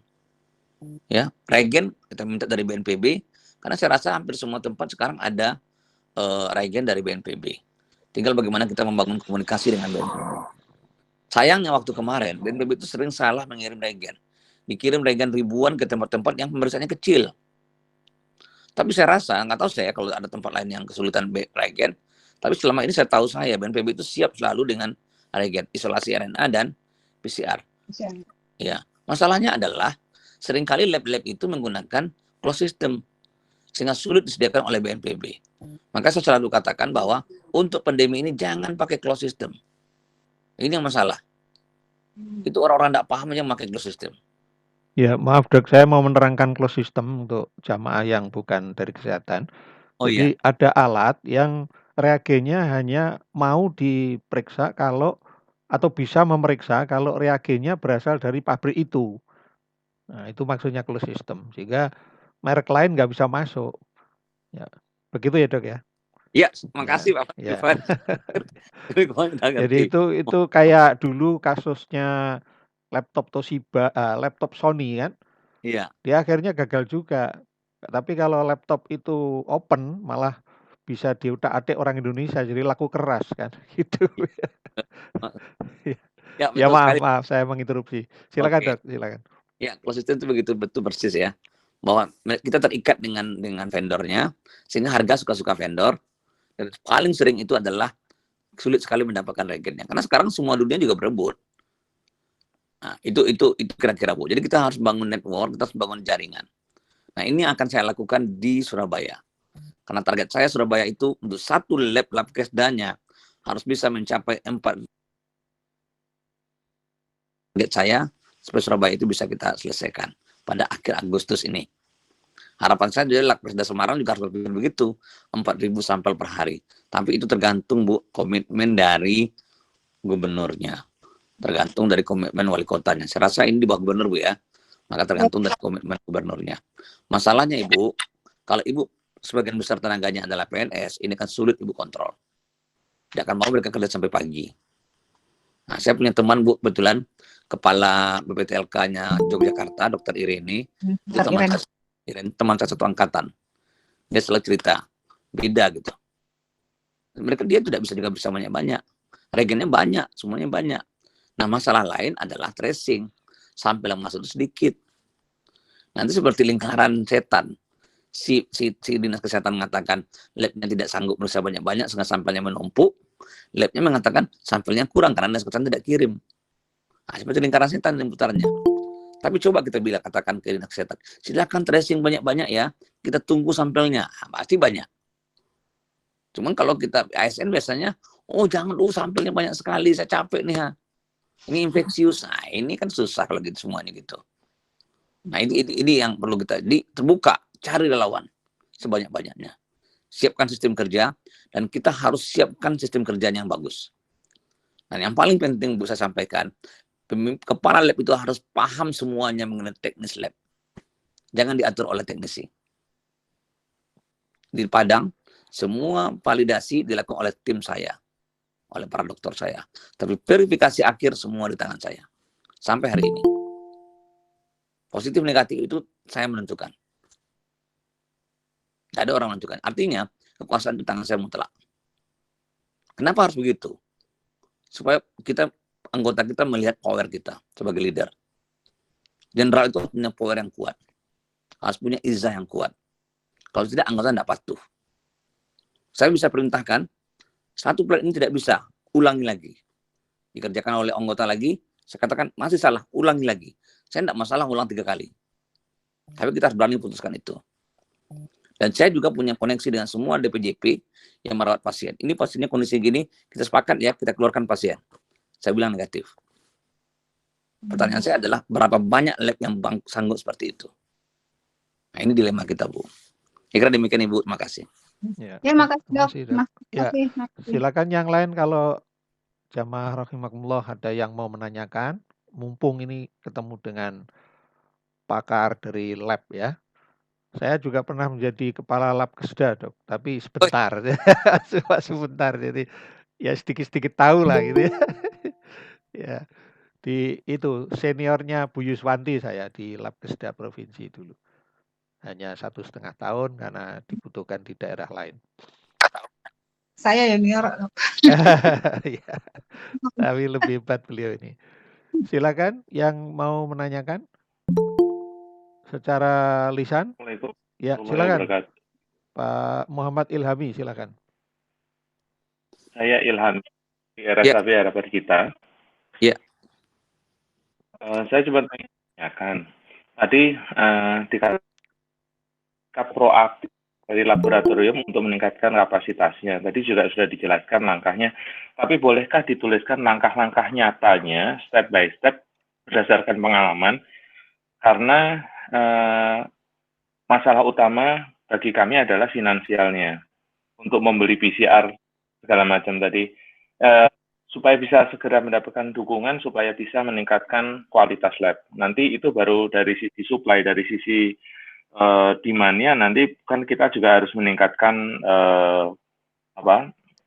orang yang datang ke kita itu, pemeriksaan lab ke kita. Tapi yang pertama harus kita punya modalnya dulu, pengalamannya bagaimana, step by step-nya. Terima kasih.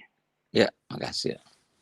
Jadi ya, untuk di kita Sumatera Barat sebenarnya alat itu secara sederhana kita sudah ada, dari awal itu sudah ada. Kita punya satu mesin real time PCR. Kemudian dalam perkembangannya kita menjalin kerjasama dengan berbagai pihak sehingga kita dapat bantuan alat dari wali kota, alat dari Kemendikbud, kemudian alat dari mesin PCR dari Wardah Paragon. Kemudian dalam prosesnya juga kita dapat bantuan dari BNPB untuk alat ekstraksi. Itu pertama. Yang kedua, kita juga susun, terutama kebutuhan kita terkait dengan regen. Kita susun dalam rencana anggaran kita. Jadi saya punya tim untuk logistik, tim untuk perencanaan, tim untuk penerimaan sampel dan sebagainya. Jadi saya membangun sistem yang bagus menurut saya di lab. Jadi semua tidak lewat kepala lab. Logistik itu disusun oleh tim logistik, tim perencanaan, K3 oleh tim K3, penerima sampel dan sebagainya. Ada tim yang bekerja untuk masing-masing itu. Dan alhamdulillah semua berjalan dengan baik. Kedua. Yang ketiga, kita melakukan komunikasi yang sangat intens dengan para pejabat. Saya melakukan hubungan baik dengan BNPB, saya melakukan hubungan baik dengan gubernur, saya melakukan hubungan baik dengan wali kota dan sebagainya. Dan kita melakukan hubungan yang sangat bagus dengan dinas kesehatan. Supaya apa? Supaya mereka mendorong pengiriman sampel ke kita. Ketiga. Yang keempat, hilangkan komersialisasi. Lab FK UNAN tidak pernah menerima komersialisasi. Jadi intinya gini, kami berusaha menghindari itu. Memang ada tarif sekarang untuk pasien-pasien mandiri, untuk pasien-pasien yang ke Jakarta atau ke luar kota dari dengan pesawat, tapi semuanya disetor ke Universitas Andalas. Jadi lab tidak mau terlibat dalam proses itu. Kita hanya menerima bekerja. Jadi kita tidak terima hal-hal yang berkaitan dengan yang lain. Nah, yang keempat, yang kelima, yang penting itu adalah lab harus buktikan dulu bahwa dia mampu periksa banyak. Maka BNPB akan ngasih regen yang banyak untuk mereka. Kalau labnya masih periksa 50, 100, gimana BNPB mau kasih? Kita punya pengalaman untuk itu. Saya selalu buktikan itu. Bapak Ibu, saya sampaikan di sini ya. Saya punya stok regen itu sampai 30.000. Tapi itu nggak ada masalah, 10 hari juga habis. Kenapa? Karena kapasitas saya bisa 3.000 sehari. Maka saya katakan tadi, tidak usah semuanya sampaikan ke BNPB, apa yang kita lakukan, apa yang kita periksa. Lab-lab yang kuat umumnya akan dapat dukungan yang kuat. Lab-lab yang tidak kuat masih sedikit dapat dukungan. Ini yang jadi masalah. Nah, ini harus kita perhatikan bersama. Terus terang saya sampaikan, harga regen itu sangat mahal. Dan yang kelima, kepala lab harus liar mencari koneksi dengan rekanan. Saya selalu sampaikan ke rekanan, tidak ada komisi, tidak ada terima kasih. Kasih saya harga yang bagus. Sehingga begitu harga saya dibandingkan dengan tempat lain, mereka kaget, kok murah sekali gitu. Ada orang beli filter tip itu harganya 2 juta, 2.500.000, bahkan ada 3 juta. Saya misalnya cuma 1.500.000 untuk filter tip. Nah, ini contoh. ya, bagaimana kita membangun suatu sistem di dalam laboratorium.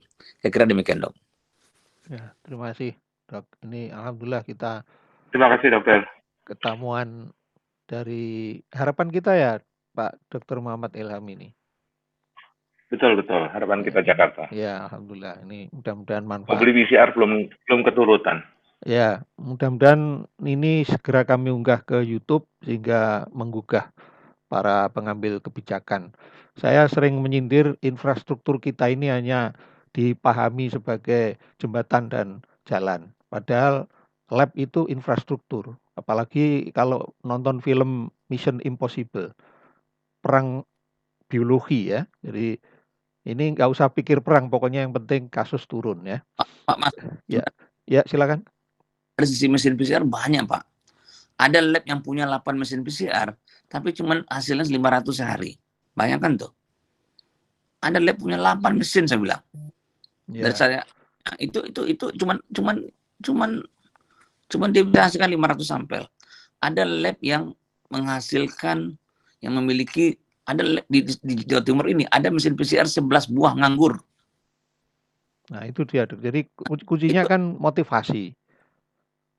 Nah, itu saya katakan tadi. Ya, jadi motivasi. Masuk ke BNPB, saya sampaikan ke Pak Doni, intinya adalah lab-lab yang kekurangan mesin PCR, kita kasih lab mesin PCR. Saya bilang, Labkesda Surabaya itu, kita kasih mungkin sekitar 7 mesin PCR, tapi targetnya 4.000. Mungkin kita bisa kasih juga lab-lab lain, tapi targetnya berapa? Di Padang, Sumatera Barat itu, kita hanya punya 3 mesin PCR. Ya, dan itu bisa menyelesaikan 2.500 sampel. Jadi mesin PCR itu bukan nomor 1 sebenarnya. Nomor 1 itu adalah bagaimana kita melakukan isolasi RNA. Ini yang bikin lama. Nah, itu butuh orang. Apalagi kalau tidak ada mesin ekstraksi. Nah, itu butuh orang. Rata-rata sekarang lab itu punya 2 atau 3 mesin sekarang.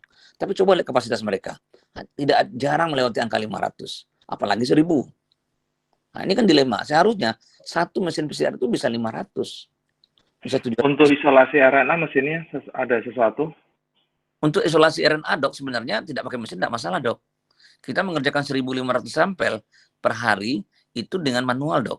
Tidak pakai mesin. Caranya maksudnya? Itu dengan kerja di lab biasa, Dok. Dengan cara biasa. Di centrifuge gitu? Iya, betul, Dok.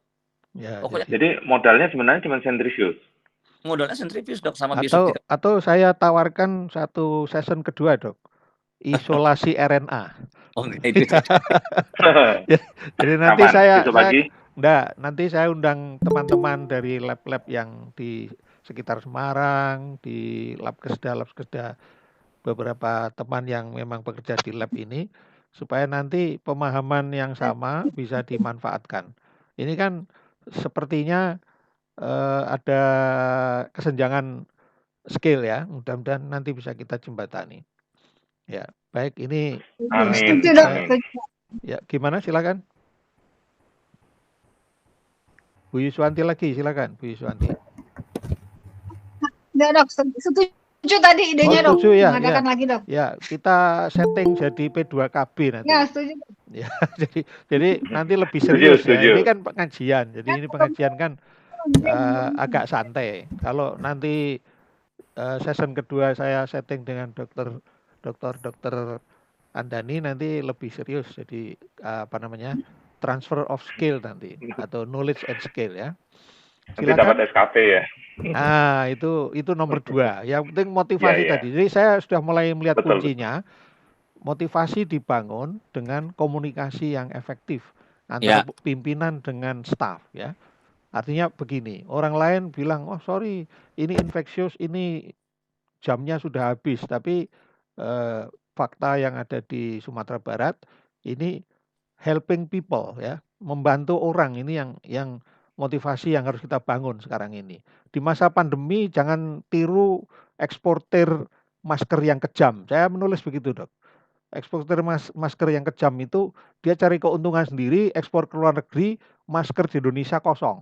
Atau sanitizer ya, pernah kan terjadi. Jadi itu orang-orang yang harusnya ditangkap oleh BNPB. Maksudnya untuk diajak makan bersama. Baik, ada lagi yang bertanya, silakan dengan lisan. Masih ada kesempatan, kita punya 20 menit dari jam 7. Kalau tidak ada, saya cek dulu pertanyaan. Assalamualaikum. Waalaikumsalam warahmatullahi wabarakatuh.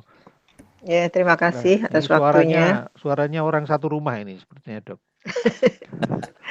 Terima kasih. Dok, saya mau tanya, kalau misalnya hal seperti ini, apalagi ada new normal gitu ya, Dok ya. Sepertinya masyarakat euforia dengan kata-kata new normal ini. Dengan demikian kan pandemi ini jadi nggak selesai-selesai, Dok. Nah, ini menurut dokter sampai kapan ini pandemi ini ada? Karena kan perilaku masyarakat kita ini yang sangat belum memahami bahaya COVID dan juga apalagi untuk pemeriksaan dan lain-lain itu sangat-sangat mahal, dan juga nakes kita juga sudah banyak yang tumbang. Kita sedih sekali, banyak sekali teman-teman sejawat suami itu banyak yang meninggal. Demikian, Dok. Terima kasih atas silakan, Dok. penjelasannya. Ya, jadi pertanyaan saya, kapan COVID ini berakhir? Saya katakan COVID-19 itu berakhir ya seperti pandemi-pandemi yang lain ya. Kalau semakin kita biarkan dia, makin cepat berakhirnya. Jadi nggak usah diperiksa, nggak usah diobati, nggak usah diapa, cepat selesainya. Ya kan? Mungkin setengah tahun selesai. Itu seperti flu Spanyol ya tahun 1918. Tapi resikonya apa? Resikonya adalah flu Spanyol itu membunuh hampir 25% dari populasi. Nah, itu risikonya. Ya. Ya kan? Bapak Ibu bisa lihat ya, angka kematian flu Spanyol itu angka kematian cuma 2-3%. Tapi jumlah yang meninggal itu 40-50 juta orang pada waktu itu, 1918. Saya kemarin dipaparkan oleh Pak Doni Monardo, berapa angka kematian di Jawa Timur akibat flu Spanyol. Itu 25% dari populasi Jawa Timur, zaman Hindia Belanda. Itu dari datanya dapat dari museum di Leiden, Belanda. Kita nggak tahu kan, ternyata angka kematiannya besar sekali. Tidak ada dalam buku-buku sejarah kita. Tapi itu realita, itu kenyataannya. Nah, oleh sebab itu, kalau kita ingin mencegah kematiannya banyak, ya kita harus proaktif melakukan pemeriksaan. Nah, masalahnya adalah ini akan memperlambat kita untuk mencapai herd immunity. Tentu prosesnya akan jadi panjang, mungkin setahun atau 2 tahun ke depan baru selesai. Kecuali ditemukan obat dan ditemukan vaksin. Nah, kalau itu ditemukan, insya Allah kita bisa eliminasi.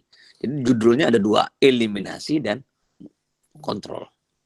Kontrol sebelum vaksin dan obat ditemukan. Tapi kontrol risikonya akan panjang. Jadi kira-kira demikian. Oleh sebab itu, lakukan kontrol. Awasi semua indikator-indikator yang telah ditetapkan oleh WHO. Lakukan testing rate-nya yang bagus. Analisis selalu positivity rate-nya. Begitu positivity rate kita melewati angka 5%, mulai waspada. 10% hati-hati, 20% itu sudah lampu merah. Ya kan? Waktu 20% itu sudah sangat-sangat waspada kita. Nah, itu kan orang labor akan tahu tuh. Siapa yang pertama kali tahu positivity rate-nya? Teman-teman di lab. Teman-teman di lab harus sampaikan hasil itu ke gubernur, ke wali kota, ke bupati. Karena mereka tidak tahu. Saya katakan sekarang. Jadi, jangan lihat angka kematian. Angka kematian itu juga penting, tapi itu sebenarnya lebih menggambarkan kondisi kita. Kalau saya di Sumatera Barat itu pertama kali, angka kematian 13,5%. Tapi makin banyak kita periksa orang-orang tanpa gejala yang jelas-jelas tidak akan meninggal karena COVID ya, semua orang tanpa gejala itu sehat dengan baik. Maka kita akan terdilusi. Dari 13,5% yang tertinggi di Indonesia pada waktu itu, menjadi hanya sekitar 4% atau 3%. Kecil sekali sekarang, karena terdilusi oleh jumlah orang tanpa gejala yang positif. Jadi kita kira dok ya, intinya adalah tidak jelas kapan selesainya, tapi diperkirakan mungkin dalam setahun 2 tahun ini akan selesai, dan cepat berhasil. Kira demikian dok. Ya, terima kasih dok. Ini jadi yang mendampingi lab ini adalah perubahan perilaku.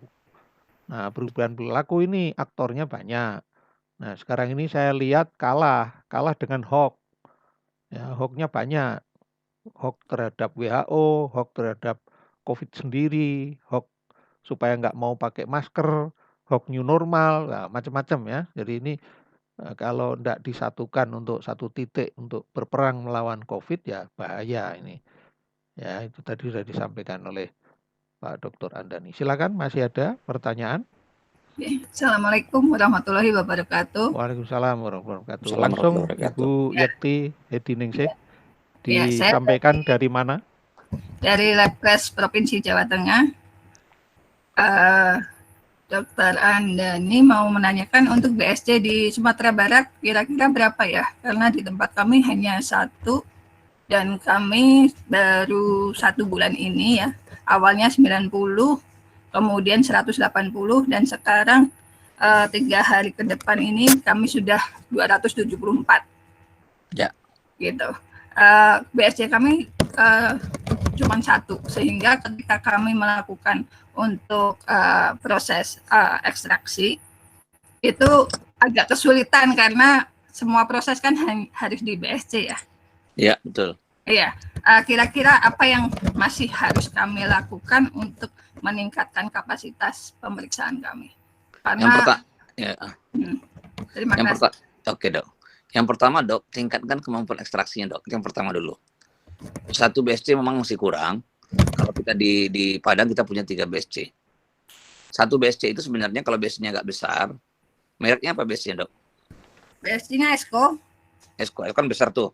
Ya. Esko besar, itu bisa 2 orang di situ duduk. Sudah 2 orang. 2 orang ya. Nah itu 1,5 jam itu bisa selesai 60 sampel. 1,5 jam, Dok. Itu bisa selesai 60 sampel. Nah itu harus dorong mereka untuk seperti itu. Kecepatannya ya. Sehingga kalau 1,5 jam atau katakanlah 2 jam itu bisa selesai 60 sampel. Kalau mereka bisa mengerjakan itu selama 10 jam atau 12 jam, itu sudah selesai 720 sampel. Iya kan? Nah, itu yang kerjakan dulu. Jadi kalau misalnya 270, saya rasa masih kurang tuh, masih bisa ditingkatkan lagi tuh. Kecuali mereka kerja isolasi itu lama. Nah, itu susah kita mengatakannya. Makanya yang penting itu adalah kecepatan isolasi. Nah, kalau itu bisa kita lakukan, PCR itu masalah gampang lah. Ya, kalau PCR nggak masalah. 1 kali running itu kan 94 sampel. Kalau kita pakai multiplex. Ya. Nah, itu bisa 94 sampel.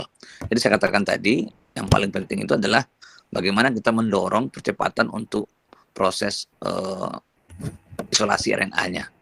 Nah, kalau bisa ya dibilang sama Pak Gubernur untuk menambah mesin menambah BSC-nya agak 2 lagi. Tapi intinya dengan 1 BSC harusnya lab itu bisa mengerjakan paling tidak itu 500 sehari. Paling tidak. Untuk pergantiannya dengan mix bagaimana, Dok? Apanya? Untuk pergantian dengan mix. Mix tidak perlu mesin BSC, nggak perlu. Tapi pencampuran dengan sampelnya bukannya itu harus juga di BSC? Mix itu kan sudah dalam bentuk RNA. Ketika kita mencampur dari reagen mix dengan sampel dengan hasil ini maksudnya mix untuk isolasi atau mix PCR? Mix isolasi. Jadi kalau mix isolasi itu semuanya di BSC. Dan itu bisa dikerjakan minimal 1 BSC itu 500 sampel per hari. Semuanya di BSC. Minimal 500 sampel. Kemudian setelah RNA-nya dapat, RNA-nya dipindahkan ke ruang isolasi. Dilakukan oleh petugas lain. Jangan petugas yang sama. Tidak dibolehkan petugas yang sama. Karena risiko kontaminasi.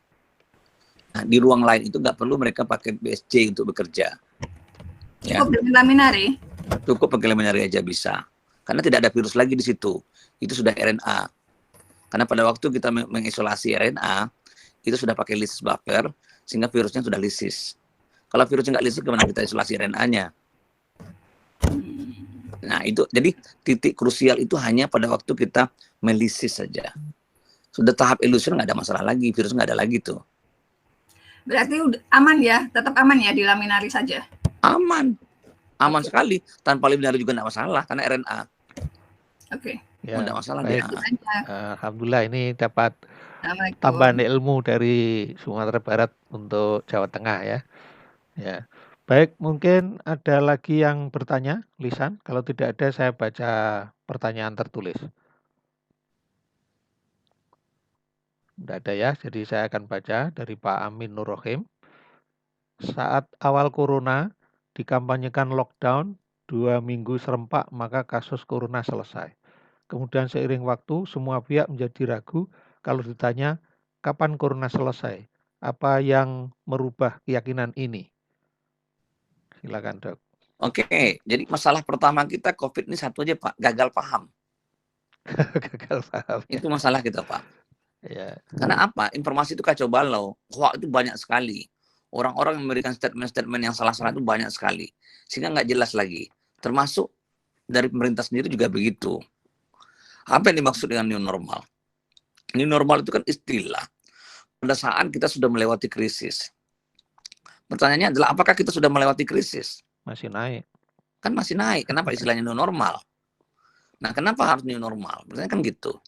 Karena memang kita sudah tidak punya dana yang cukup, Pak, untuk melakukan pengetatan-pengetatan. PSBB itu tidak efektif. Kenapa? Kalau di luar negeri PSBB itu dikasih duit. Lockdown itu dikasih duit yang cukup untuk biaya hidup mereka. Kalau kita kan tidak cukup. Belum lagi masyarakat KTP yang mereka bukan dari daerah itu.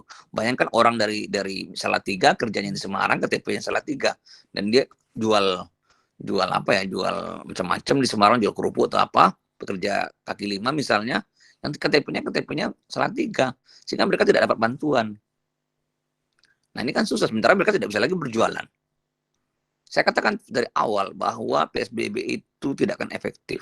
PSBB itu akan menghancurkan sosioekonomi masyarakat. Maka yang paling mungkin sekarang adalah apa? Testing dan tracing. Hanya itu yang mungkin kita lakukan. Di luar negeri juga begitu rata-rata. Tapi dengan pengetatan sebenarnya akan lebih cepat prosesnya. Tapi berbeda dengan kultur kita di Indonesia, dengan kondisi ekonomi kita begini, saya rasa bukan merupakan langkah yang efektif. Dan ternyata terbuktikan hampir semua di daerah PSBB itu tidak efektif. Sulit sekali merubah perilaku masyarakat. Itu, Pak, kira-kira. Nah, kemudian kalau tanya kapan selesainya, ya itu tadi seperti saya jelaskan di awal tadi. Ya kalau kita biarkan aja cepat selesai, 6 bulan selesai.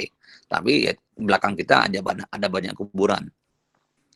Nah, tapi kalau kita mau prosesnya baik-baik, ya mungkin akan lama. Bisa 1 tahun, 2 tahun akan selesai. Tapi intinya adalah bagaimana kita selalu berusaha. Itu jam. Kalau saya sih berpikir begitu.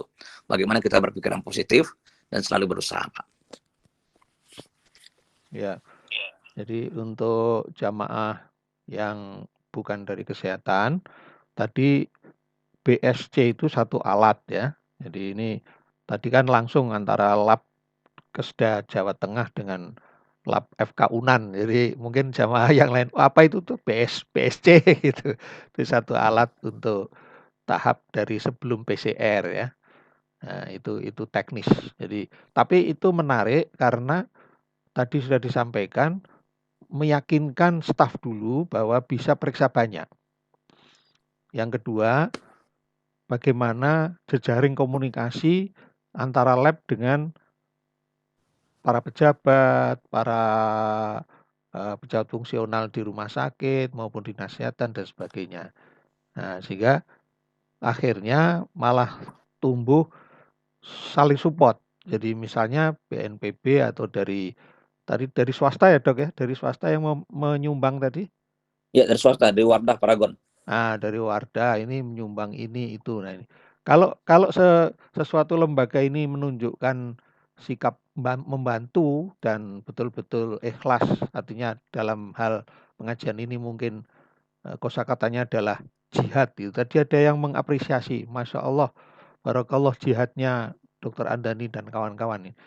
Kalau seperti itu pasti Allah akan membuka pintu bantuan-bantuan dari berbagai macam pihak. Nah, tapi kalau masih bersikap, wah ini sudah habis masa jam kerjanya, ini wah saya dapat apa ya, itu malah repot nanti ya. Saya kira begitu. Ini pengalaman saya, Pak. Ya, silakan. Jadi pertama kita masuk lab itu, pertama kita kerja di situ. Jadi saya sebagai kepala lab, saya contohkan, Pak.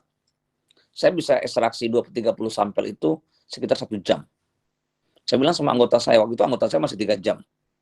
Saya bilang sama anggota saya, kalian tidak harus tiru saya 1 jam selesai, saya bilang. Tapi paling tidak kalian bisa mendekati itu. Nah, kalau sekarang mereka udah selesai 1 jam selesai. Tapi itu prosesnya, itu proses. Bahwa kita memberikan contoh terlebih dahulu. Itu yang pertama. Yang kedua, persis yang Pak Mas Rifan sampaikan tadi, saya sampaikan kepada anggota saya bahwa kalian bekerja di sini tidak jelas berapa pembayarannya, bagaimana hitung-hitungannya. Kalian bekerja di sini adalah untuk umat, untuk masyarakat. Ini adalah bagian jihad kita. Ini adalah bagian perjuangan kita. Saya selalu berprinsip dalam hidup selama hidup saya bahwa berikanlah sesuatu untuk masyarakat. Banyaklah memberi, karena kita tidak akan pernah miskin dengan memberi. Tapi yakinlah bahwa Allah akan memberikan kita melalui jalan-jalan yang kita tidak ketahui terhadap semua kebaikan yang kita lakukan. Itu yang selalu saya sampaikan, Pak, untuk semua staf saya di awal-awal saya buka lab. Ya, ya. Itu sudah menjadi janji Allah, Dok. Wa may yattaqillaha yaj'al lahu makhraja wa yarzuqhu min haitsu la yahtasib. Akan diberi jalan keluar dan rezeki yang tidak tahu dari mana arahnya. Ya, itu pasti. Ini contoh dari Sumatera Barat sudah begitu. Juga siapa yang bersungguh-sungguh, maka Allah akan memberi tahu jalannya. Bukan jalan yang single tapi multiple nih bahasanya. Apa? Sabilana itu subulana, jadi jamak atau plural. Jadi saya kira ini untuk memberi inspirasi bagi jamaah mungkin yang ada di bidang kesehatan, karena ini banyak teman sejawat yang masuk. Mudah-mudahan nanti ini bisa saatnya tidak berpikir apapun tapi memberi dan membantu, sehingga nanti akan bisa menghasilkan penurunan COVID yang lebih cepat dari sebelumnya. Nah, yang masyarakat ini pengalaman di Sumatera Barat, Dok, gimana memotivasi masyarakat supaya mau protokol COVID tadi, istilah di sana, protokol COVID. Bagaimana, Dok? Jadi gini ya, sama seperti daerah lain saya rasa memang sangat sulit ya untuk merubah perilaku masyarakat untuk terkait protokol COVID. Tapi tetap berusaha, Pak. Salah satu upaya kita adalah memperbanyak apa yang kita namakan dengan kongsi COVID. Kongsi COVID itu membuat kelompok-kelompok grup COVID di kelurahan-kelurahan atau merancang pembentukan nagari tangguh atau desa tangguh atau kelurahan tangguh yang dirancang oleh dari Kapolda atau dari Pangdam. Kemudian juga kita merancang rumah isolasi nagari. Artinya kita coba bangun proses itu dari nagari atau dari desa atau dari kelurahan melalui pemberdayaan nagari. Silahkan mereka bikin rumah isolasi sendiri. Nah, ini kita rancang. Sehingga kalau ada warganya yang positif COVID, mereka isolasi sendiri, mereka kasih makan sendiri bersama-sama. Dan mereka berikan pemahaman sendiri. Karena masalah utama kita saat ini adalah pada waktu mereka positif, mereka harus dikirim ke tempat yang jauh untuk isolasi. Untuk karantina yang jauh dari keluarga. Sehingga komunikasi mereka kacau. Mereka stres.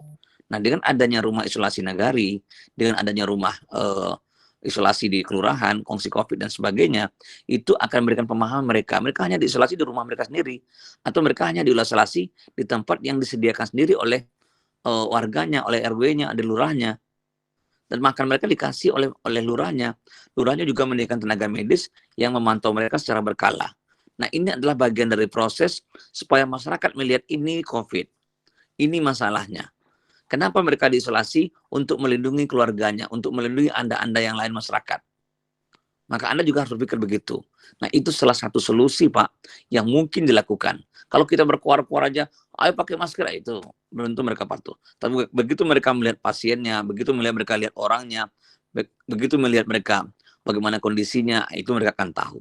Kita bikin testimoni dari penderita apa yang harus dilakukan seharusnya pada waktu mereka belum terkena COVID. Itu kira-kira yang dilakukan, Pak. Walaupun hasilnya belum optimal, tapi paling tidak kita sudah berusaha.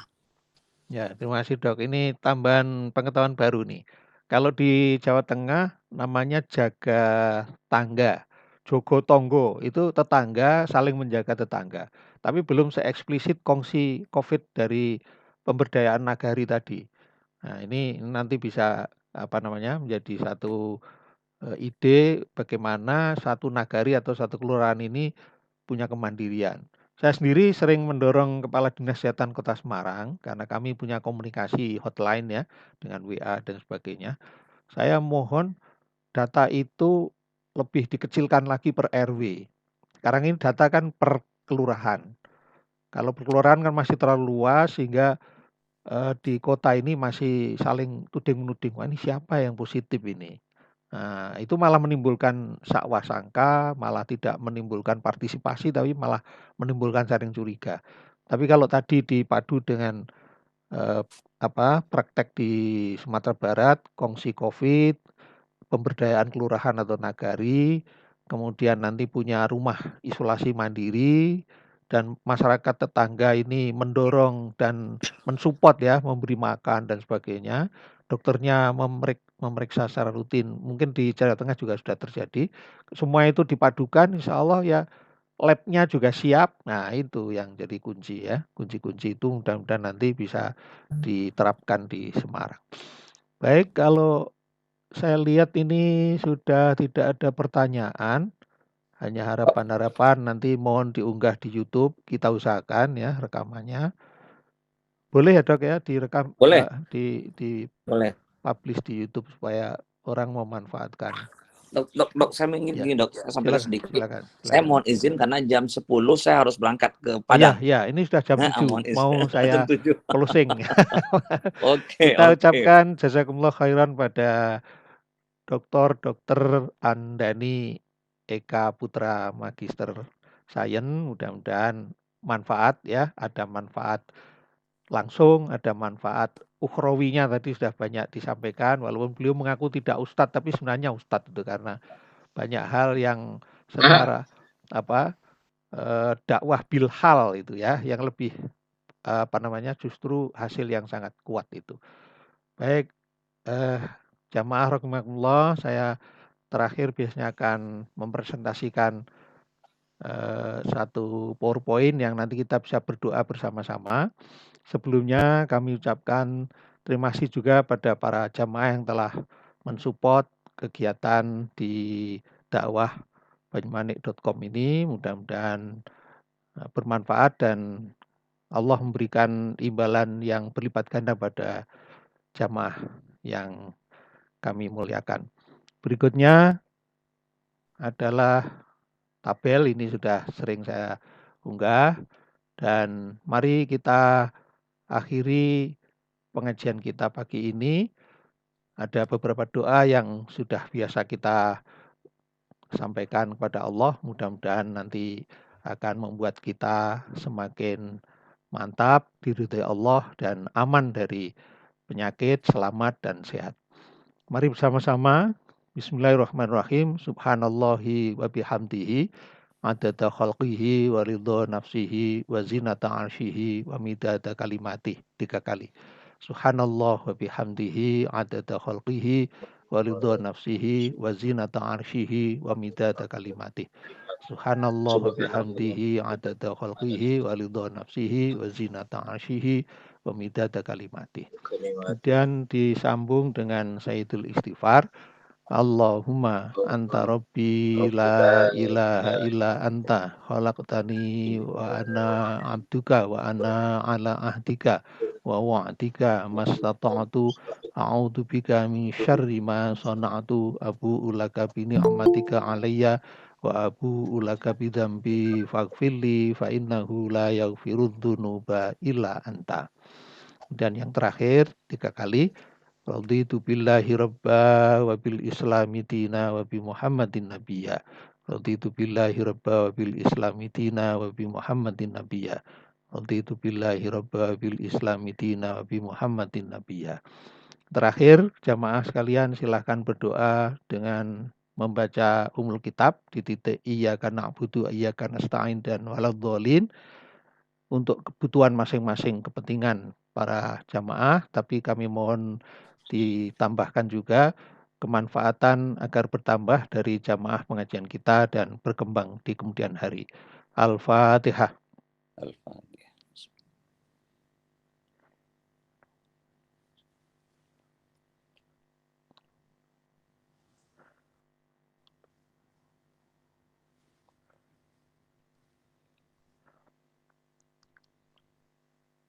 Baiklah, sekali lagi kami ucapkan terima kasih, jazakumullah khairan. Mudah-mudahan Allah memberikan pahala berlipat ganda pada Dr. Andani Eka Putra dan juga kesehatan, kemanfaatan yang lebih panjang lagi. Dan terima kasih juga pada para jamaah yang telah bergabung. Mudah-mudahan kita akan bertemu kembali insya Allah. Selanjutnya kembali ke hari Sabtu. Yang akan datang adalah Dr. Marhen dari Makassar, PhD. Beliau nanti akan menyampaikan pengalaman bekerja sebagai tenaga ahli di luar negeri. Mengapa kami usung tema itu? Karena selama ini Indonesia ini sangat tidak pas, yaitu mengekspor tenaga-tenaga yang tidak skill, pembantu rumah tangga, buruh pengaspal jalan, kemudian sopir dan sebagainya. Kita ingin meningkatkan negeri ini menjadi negeri yang hebat. Kalau memang mengirim ke luar negeri ya pakar sekalian, sehingga nanti tidak banyak masalah di kemudian hari. Demikianlah, mari kita akhiri pengajian pagi ini dengan membaca doa kafaratul majlis. Subhanakallahumma bihamdika asyhadu an la ilaha illa anta astaghfiruka wa atubu ilaik. Sekali lagi ya sama-sama sekali lagi dari jamaah, pengajian berikutnya tetap Sabtu pagi.